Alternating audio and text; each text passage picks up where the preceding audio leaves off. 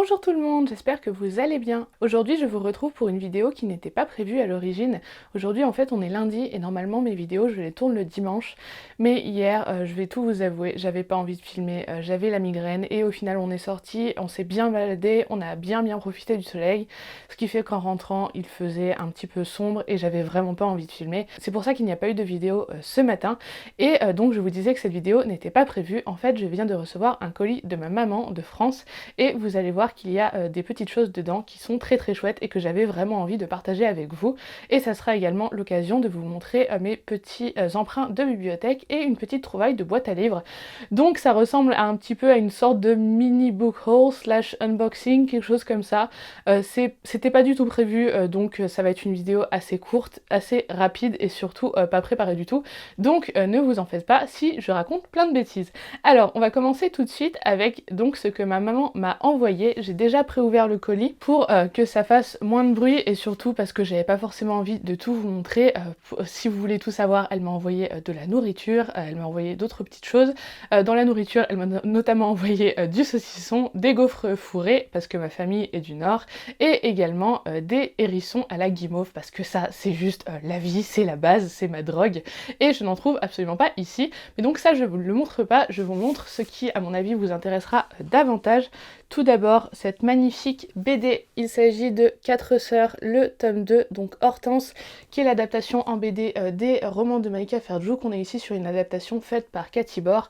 Je vous avais parlé du tome 1 à l'automne et je vous avais dit que ça avait été un petit coup de cœur, donc j'avais dit à ma maman de garder les yeux ouverts pour celui-là et de éventuellement me le glisser dans un colis à l'occasion. Et bien, vous allez voir, la raison principale du colis, c'est ce qui vient juste après, mais donc elle m'a ajouté ça.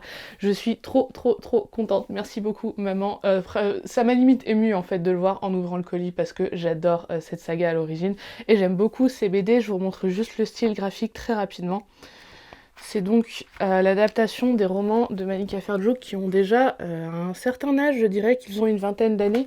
On suit une famille de 5 sœurs, contrairement au titre, qui, en fait, les 4 petites, enfin les 4 plus jeunes sont élevées par la grande dans la mesure où elles ont perdu leurs parents et elles habitent une grande maison un petit peu perdue, un petit peu isolée, une grande bâtisse un peu mystérieuse et chaque tome est dédié à une sœur et donc je suis absolument ravie de retourner dans ce manoir.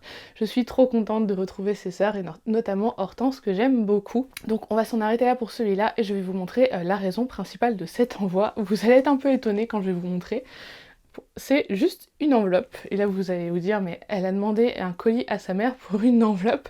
Oui, mais parce que cette enveloppe est importante. Elle contient mes contreparties pour la campagne participative qui visait, parce qu'elle est terminée, à financer la série d'animation de Evilan, donc la quête d'Evilan. Je sais pas dans quel ordre je vais vous montrer ça parce qu'il y a plein de choses.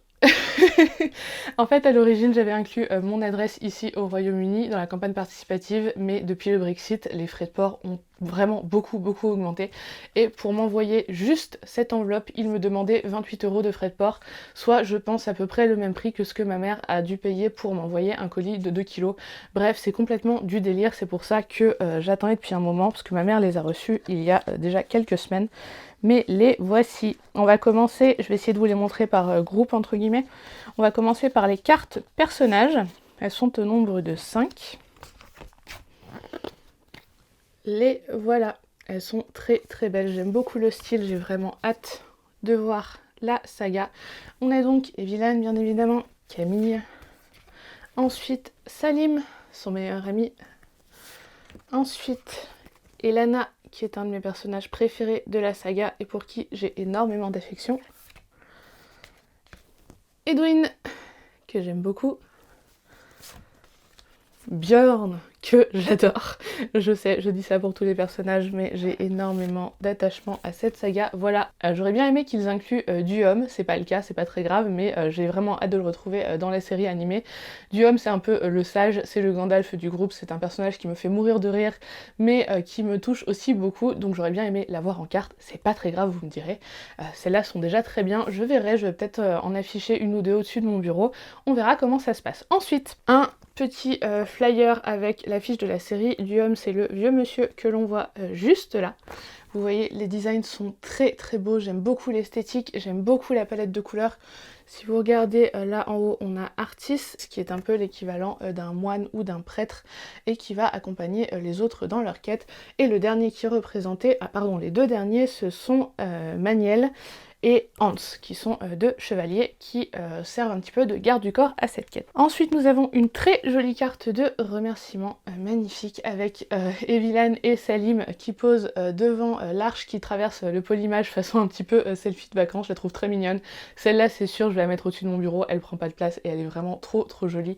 Je suis fan du design, si vous saviez à quel point j'ai hâte de voir cette série depuis le temps que j'attends une adaptation d'Evilan. J'ai commencé les livres, je devais avoir 9 ans peut-être, et le dernier livre qui fait partie de l'arc général des Evilan est sorti quand j'avais 16 ans, au décès de Pierre Bottero. Donc ça fait maintenant 12 ans que j'attends une adaptation, c'est beaucoup trop long. Je suis vraiment trop contente d'avoir ça entre les mains, vous ne pouvez pas savoir. Vous vous en rendez peut-être compte dans la mesure où je radote depuis tout à l'heure et où je dois avoir l'air même un peu carrément surexcitée. Mais voilà, pour moi c'est un petit bonheur d'avoir ça entre les mains. Ensuite, ceci qui est un patch à coller sur des vêtements, sur un sac, etc. qui représente les 3 sphères du dessin parce que Evilan c'est une saga dans laquelle la magie se matérialise sous la forme de dessins et de couleurs. Je ne sais pas ce que j'en ferai, peut-être que je le mettrai sur un... Tout est tombé, génial. Peut-être que je le mettrai sur un coussin, quelque chose comme ça, mais je suis quand même contente de l'avoir. Ensuite, en tant que lecteur, le cadeau qui fait pas forcément le plus plaisir, mais qui fait partie des plus beaux, c'est cet assortiment de 5 marque-pages très beaux, de très bonne qualité. C'est vrai, j'en ai pas parlé encore, mais les impressions sont de très chouette qualité, c'est du bon papier, bien épais. On en a donc 5, ici l'arche, sur le polymage. Ensuite... ça, j'imagine que c'est le monastère, ou d'où vient donc Artis, je pense, hein, je suis pas sûre, mais je pense, perdu comme ça. Ensuite, Evilan et Salim qui sont dans les plaines, j'imagine, on voit pas bien au fond, mais ouais, dans les plaines. Ça, je suis pas tout à fait sûre, au bord de... ça a l'air d'être la mer, mais j'en suis pas convaincue, j'ai pas envie de dire de bêtises. Et enfin... donc Evilan sous son nom Camille dans notre monde, donc au tout début de la saga, peut-être avant qu'elle apprenne qu'elle est Evilan, et vous la voyez, elle a ses écouteurs, bref c'est une ado, tout ce qu'il y a de plus normal. Ensuite on a 3 petits stickers que je vais m'empresser d'aller coller sur mon bullet journal, j'espère que ça fait bien le point, ils sont vraiment trop choux, avec ici le chuchoteur qui est absolument adorable. Et on termine par... ah, ça c'est beau. Ça, va falloir que j'y fasse très attention parce que pour le coup, le papier est plus fin que le reste. C'est une carte de Gwenda Lavire en A3. Je sais pas du tout si ça rentre dans le cadre, je ne vois pas, je ne sais pas si je suis centrée, je ne sais pas si ça fait le focus, peut-être que je vais me maudire au montage, mais voilà Gwenda Lavire, je vais essayer de l'aplatir le plus possible et la mettre sous cadre, parce que ça, pour le coup, c'est absolument canon. J'aurais bien aimé une version colorisée, j'en avais une quand j'étais ado, mais elle a disparu dans mes nombreux déménagements. Et je crois pas qu'elle était aussi précise que celle-là pour le coup. Voilà donc pour ces goodies de la campagne participative de Evilan. Je suis beaucoup trop contente, ça me donne vraiment trop envie de encore relire la saga. J'ai relu les 2 trilogies principales l'année dernière, peut-être que cette année je vais me refaire les Elana. J'avais lu ça à peu près au printemps, donc on est dans le bon timing. Je les ai tous sur ma Kindle, malheureusement mes livres sont chez mes parents en France, ils m'attendent bien sagement, mais au moins je les ai sur ma Kindle. Je vais pouvoir me marathonner ça tout bientôt. Allez, on enchaîne sur le reste de ce que j'ai à vous montrer. Je suis passée samedi en bibliothèque, j'ai fait quelques emprunts.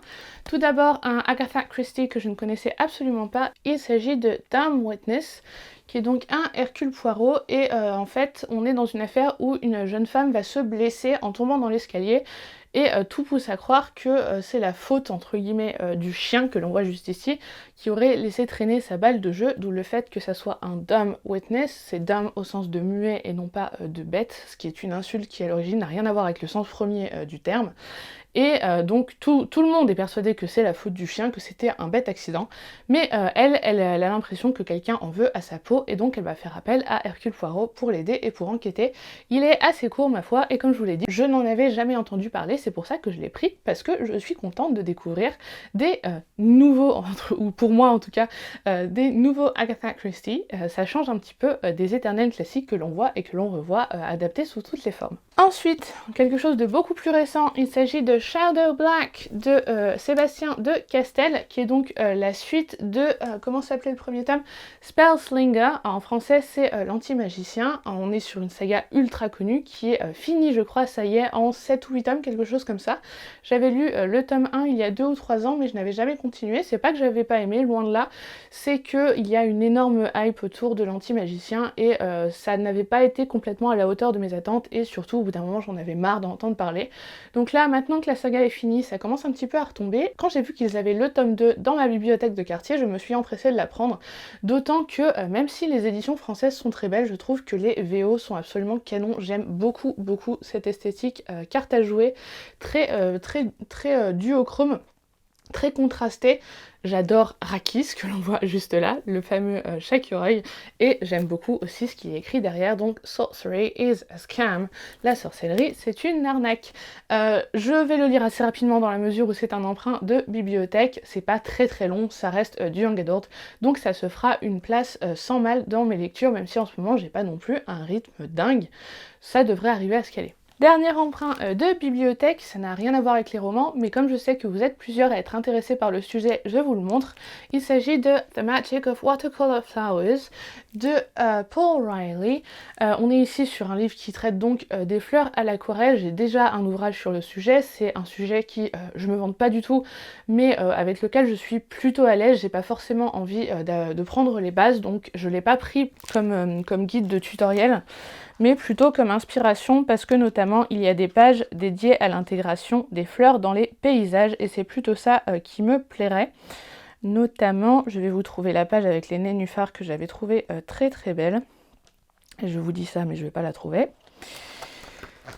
Ah, la voilà.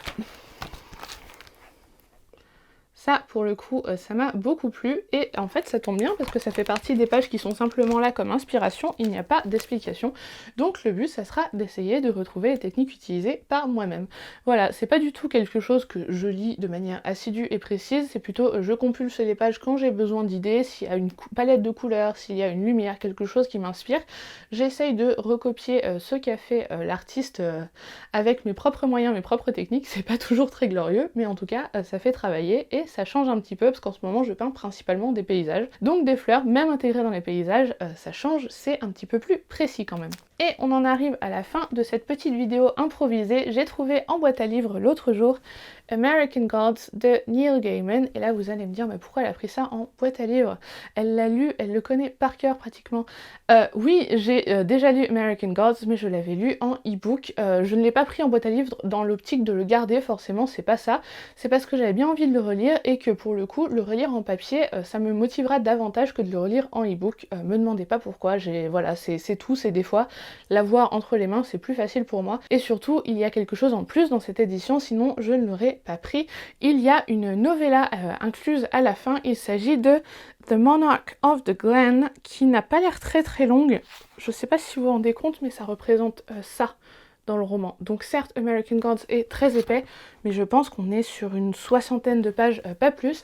Je ne sais pas du tout de quoi ça parle, je ne sais pas si c'est un lien direct avec l'histoire principale de American Gods ou même de Nancy Boyce, qui est son tome compagnon, mais avoir une novella qui potentiellement serait dans cet univers, bah moi ça me fait très plaisir. Donc au pire, je lirai juste la novella, et si j'ai pas envie de le garder dans ma bibliothèque, eh bien je le remettrai en boîte à livres pour qu'il puisse profiter à quelqu'un d'autre. Écoutez, c'en est tout pour moi et cette petite vidéo improvisée. J'espère que ça n'a pas été trop le bazar, que je ne suis pas partie dans tous les sens. N'hésitez pas à me dire si ça vous a plu, n'hésitez pas à me dire si je vous ai présenté des choses qui vous ont fait envie. Pensez à mettre un petit pouce en l'air si cette vidéo vous a plu, c'est vraiment très important pour moi comme pour YouTube. Abonnez-vous à la chaîne si ce n'est pas déjà fait, ou éventuellement recommandez cette vidéo ou cette chaîne en général à quelqu'un à qui ça pourrait plaire. Moi je vous dis un grand merci d'avoir regardé cette vidéo jusqu'au bout, et je vous dis à très bientôt. Ciao!